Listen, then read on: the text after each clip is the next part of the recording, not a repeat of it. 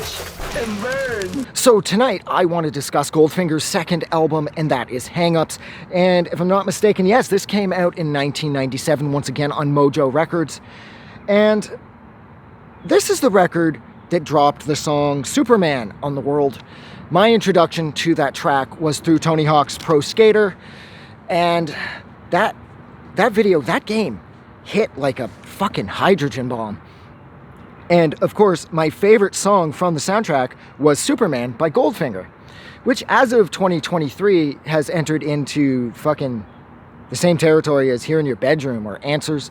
I can't listen to that. I hear Superman and I sort of like enter into this sort of like cringy fugue state where I'm like, oh, fuck, I can't do this. Like, I just hear that dun dun dun, and it's like I'm just fucking transported back to 1999 when I was wasting my life doing nothing but playing video games, and oh fuck, I can't hear that song anymore. Now that being said, this record is still killer. What else is on here? Question's on here, Carlita's on here, Too Late, which is one of the most serious songs I think Goldfinger has ever written. I'm not entirely sure what it's about. I know it's about a father and son, but I just don't know exactly how personal it gets. I don't know if this is based on fact, or if the song Too Late is more of an interpretation of reality. Maybe it's an amalgamation of a number of people that people in the band knew and they decided to write one song about it. But I do find that to be the most emotionally impactful song on this record is Too Late. I find that song really, really catchy and fun, but it's also really moving and sad. And I just wish I knew more about the backstory to do with that song, because that song has been kind of keeping me good and perplexed for over 2 decades now, which does say something about the quality of the writing. That's for sure. What else is on here? Too Late's on here. Skiers Must Perish. That's right, SMP. It's a fucking killer song. I love how Goldfinger was never afraid to sort of show their love of metal. Like their cover of Duran Duran's Rio is absolutely perfect because first off, they're incredibly good at doing really remarkable covers of giant songs from other bands.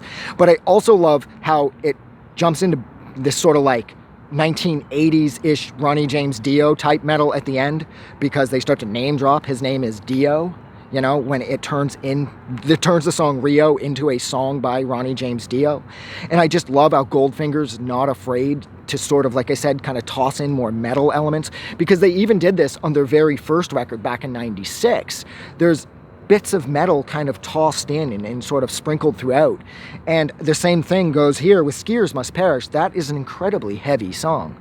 What else is on here? Oh yes, of course. Now with Chris Caton, the last track, there's a couple hidden, I believe there's actually 3 or 4 hidden songs in the 20-minute closer, Chris Caton.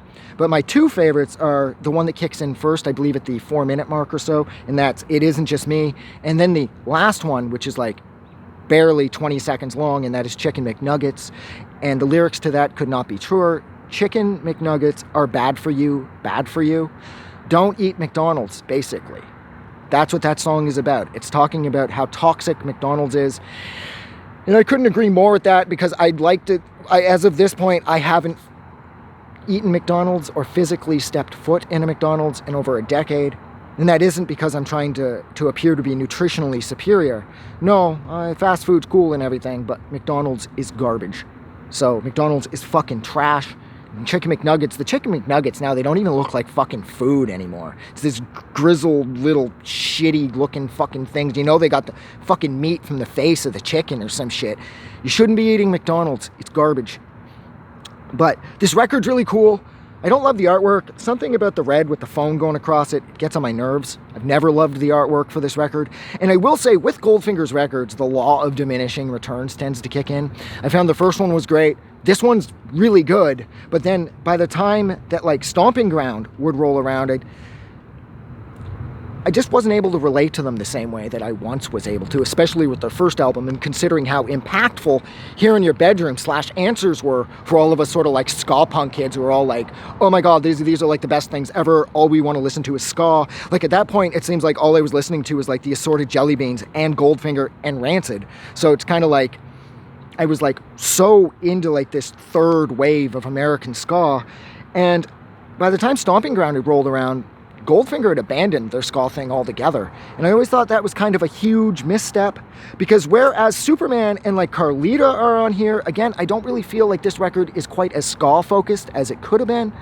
It's kind of disappointing, but I do really like this record. I absolutely love Question. My favorite songs on here would be Superman, but fuck, I can't say it anymore. Question, Carlita, Too Late, and Skiers Must Perish, as well as the 2 hidden songs, It Isn't Just Me and Chicken McNuggets.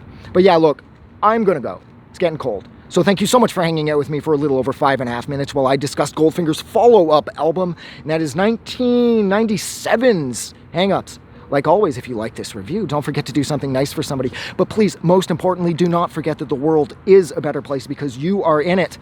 I'm gonna go. Have a good night.